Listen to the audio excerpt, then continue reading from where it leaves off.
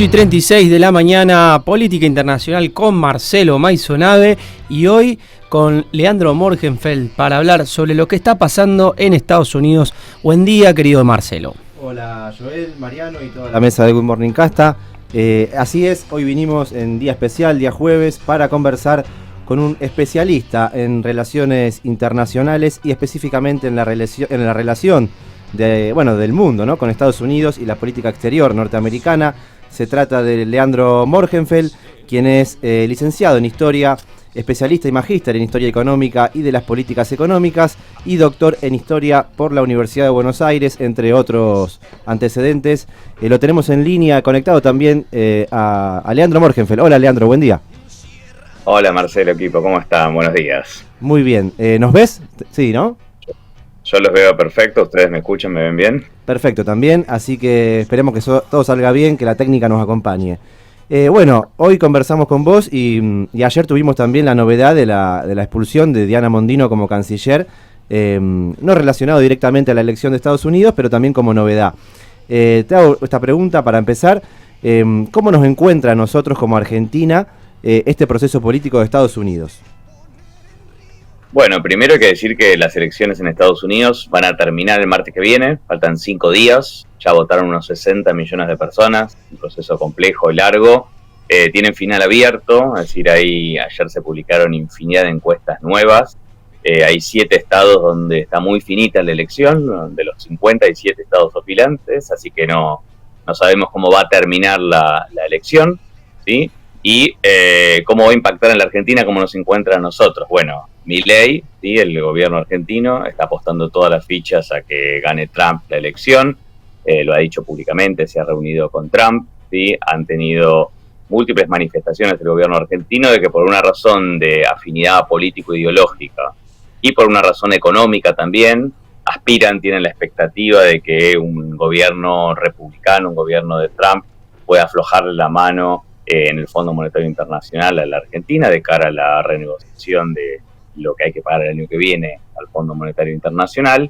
Y en cambio un triunfo de Kamala Harris dejaría al gobierno de Milei bastante aislado en la arena internacional, es decir, tiene pocos gobiernos afines del gobierno ultraderechista argentino, y estima el gobierno que le complicaría la negociación con el Fondo Monetario Internacional un eventual gobierno demócrata de Kamala Harris. Todo esto, como decía vos recién, Marcelo, en un contexto muy particular, donde Argentina ayer votó junto a 186 países en la Asamblea de Naciones Unidas, es decir, todos los países, menos Estados Unidos e Israel, votaron por el fin del bloqueo comercial, financiero y de Estados Unidos contra Cuba, y esto produjo un enojo de Milei, que terminó expulsando a la canciller argentina, y que muestra que, contra lo que dice el discurso de Milei, Argentina está absolutamente aislada del mundo, ¿no?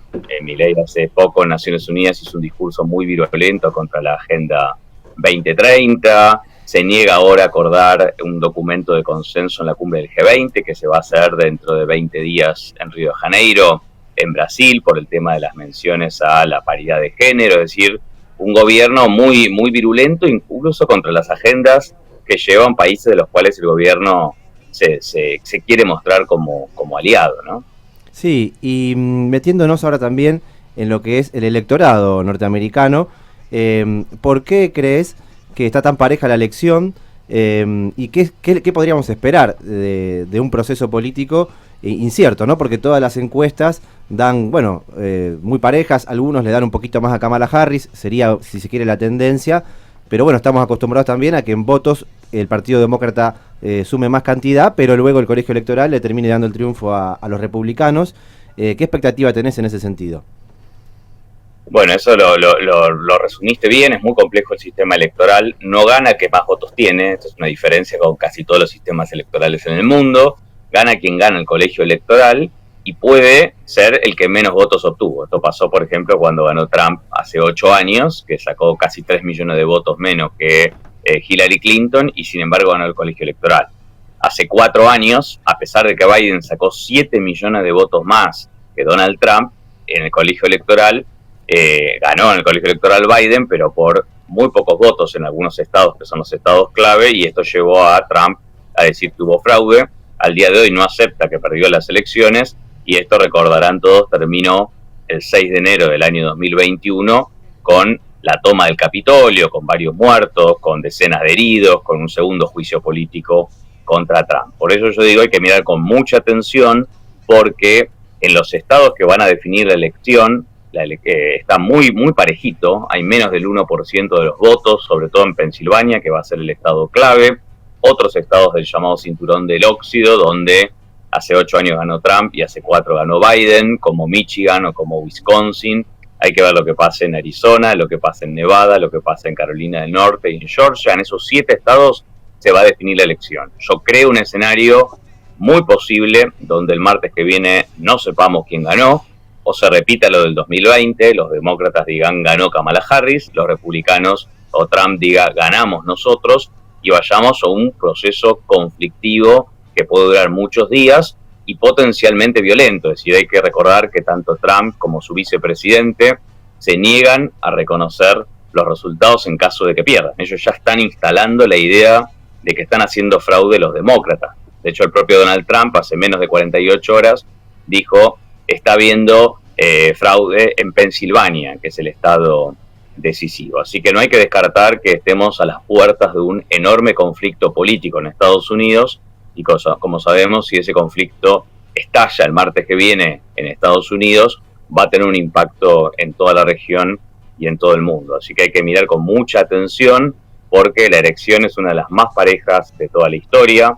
Todos en Estados Unidos dicen es la elección más importante de la historia. Pensá que la presidencia, hace una semana la vicepresidenta y candidata Kamala Harris dijo que directamente Donald Trump era un fascista, mientras que Trump dice que Kamala Harris es una comunista, que si ganan los demócratas, Estados Unidos se va a transformar en Venezuela. Ese es el nivel del debate, o la virulencia del debate político que hay en Estados Unidos. Un escándalo que estalló esta semana, uno más, en esta elección tan particular, donde, acordémonos, empezó, digamos, a calentarse el 13 de julio, cuando Donald Trump recibió un balazo en su oreja derecha durante un acto justamente en Pensilvania. Una semana después se produjo la renuncia de Biden, que es el actual presidente y el candidato que había ganado las internas, ¿sí?, por sus problemas cognitivos serios que padece el presidente Biden. Renunció. Bueno, esta campaña es muy atípica. El domingo pasado, cuando Trump hizo su gran acto en Nueva York, en el Madison Square Garden, uno de sus teloneros, un humorista, dijo una frase muy virulenta y muy desafortunada, y dijo que Puerto Rico era una isla de basura flotante en el Mar Caribe. Esto generó una indignación de toda la comunidad puertorriqueña. Hay millones de puertorriqueños y de los latinos en general. Ricky Martin, Bad Bunny y muchos otros referentes artistas de Puerto Rico salieron esta semana a decir: no podemos dejar que Donald Trump llegue a la presidencia. Arnold Schwarzenegger ayer, que es un reconocidísimo actor, pero además fue gobernador de California por el Partido Republicano en más de una oportunidad, acaba de decir: no me gusta ninguno de los dos, pero voy a votar por Kamala Harris. No podemos dejar que Trump llegue a la Casa Blanca, ¿no? Y ese es el nivel de despolarización que hay en Estados Unidos. Elon Musk, el dueño el hombre más rico del mundo y de Estados Unidos, por supuesto, dueño de la red social X, ¿no?, lo que era Twitter, está haciendo todos los días campaña para que Trump llegue a la presidencia, ¿no? Él se autopromociona como un futuro ministro de regulación y de modernización del Estado en Estados Unidos. Está sorteando todos los días $1 millón entre los votantes de Pensilvania que asistan a sus actos, ¿no? Es decir, es una campaña muy, muy atípica en Estados Unidos, y como les decía, no me extrañaría para nada que la semana que viene, de acá a 5, 6, 7 días, estemos, como ocurrió en 2020, relatando una situación muy compleja desde el punto de vista político y potencialmente violenta, ¿no? Estados Unidos es un país donde la violencia política es algo que ocurrió en toda su historia. Hubo 4 presidentes asesinados a balazos durante su mandato, hubo muchos otros presidentes que recibieron atentados. Es una sociedad que está hiperarmada. Hay 20 millones de fusiles AR-15 en manos de civiles. Es el fusil semiautomático con el cual dispararon contra Trump como les recordaba antes, en ese acto en Pensilvania el 13 de julio. Hay milicias armadas, hay sectores que se están organizando en todos Estados Unidos que dicen no vamos a entregarle el poder a los demócratas porque nos robaron la elección en 2020 y nos la van a robar ahora. O sea que si Kamala Harris, a pesar de lo que dicen las encuestas, gana por poco en el colegio electoral, insisto, no descarto que en una semana estemos hablando de otra cosa en Estados Unidos.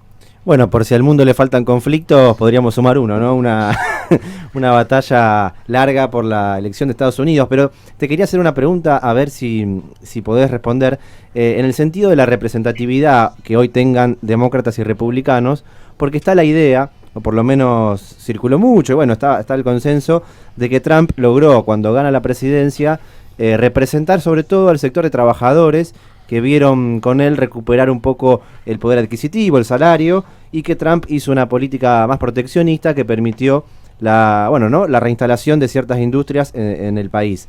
Esto sigue siendo así. Trump, representa hoy a los sectores de trabajadores y demócratas a otro tipo de espacios sociales, o ¿quién está acompañando hoy a cada uno de los candidatos?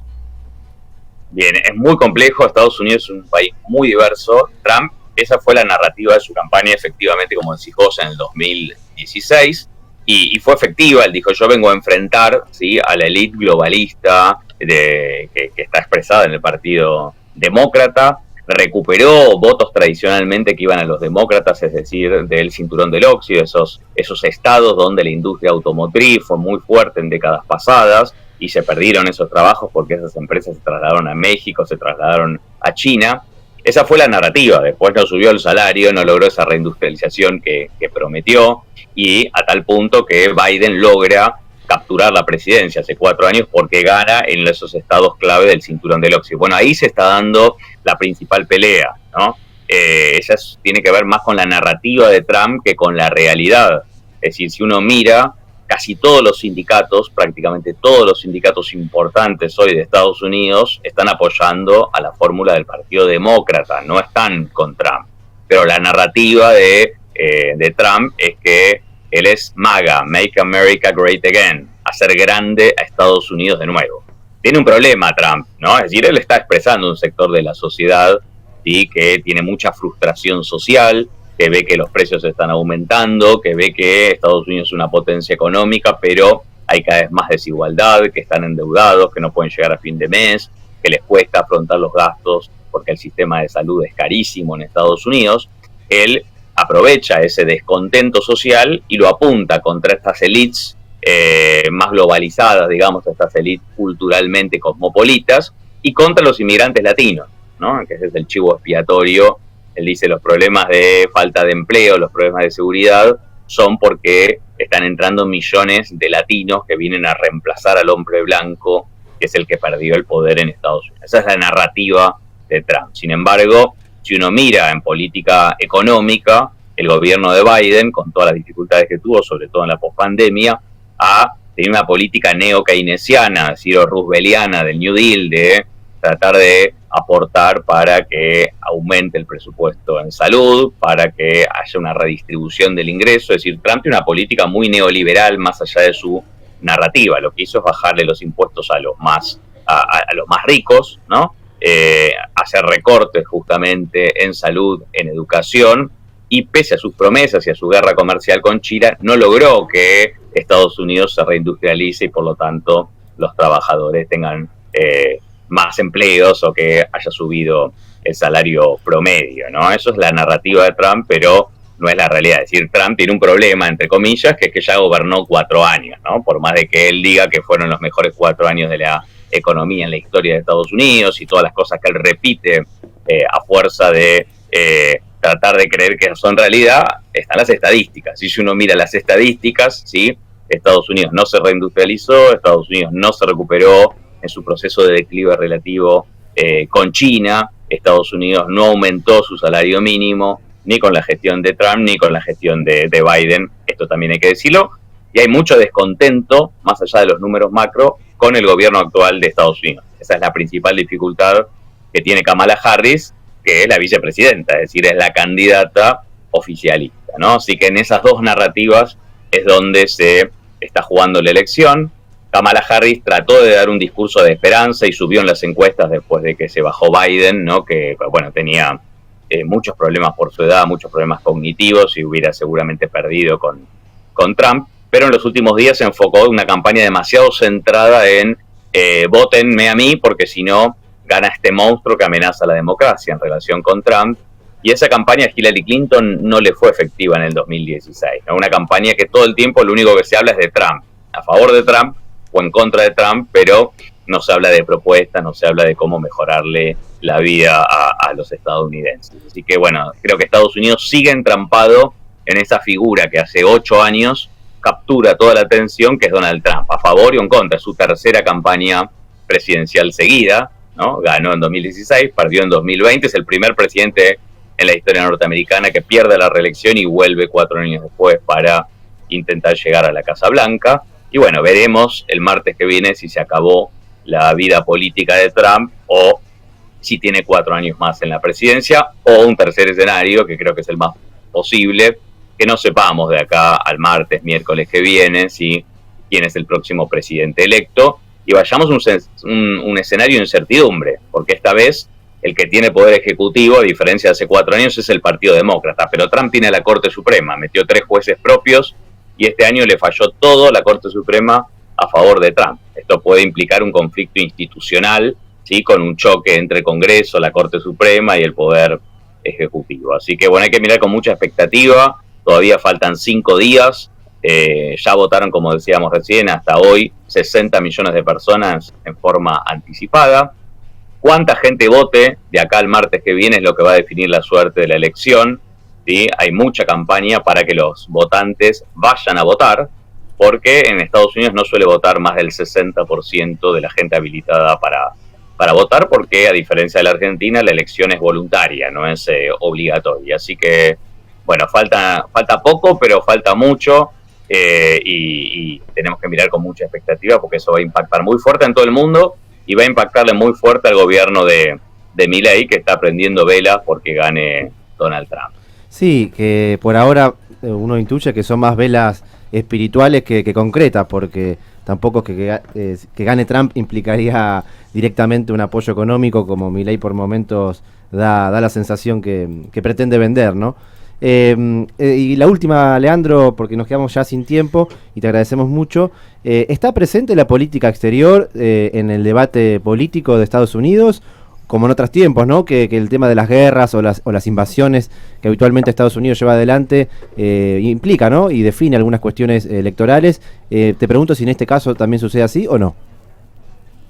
Sí, ahí te contesto esto, sí, en relación a lo que decías de lo de Trump y Milei. Coincido con vos, creo que un eventual triunfo de Trump es un espaldarazo político para Milei, como decía antes, pero desde el punto de vista económico hay mucha ingenuidad, ¿no? Porque Trump promete una política comercial más proteccionista, y lo que va a hacer, como hizo en su primera presidencia, es subir aranceles, con lo cual puede complicar incluso las exportaciones de la Argentina a Estados Unidos, entonces eso va a ser menos divisas para la Argentina. Claro. Y él imagina que en el fondo nos va a dar apoyo, como en el 2018 hizo Trump con Macri, pero es otra situación y además hoy el fondo depende también de que Argentina le pague esa deuda demencial que contrajimos en 2018. Pero yendo a tu pregunta, bueno, la política exterior nunca ocupa un lugar muy importante en la agenda de Estados Unidos.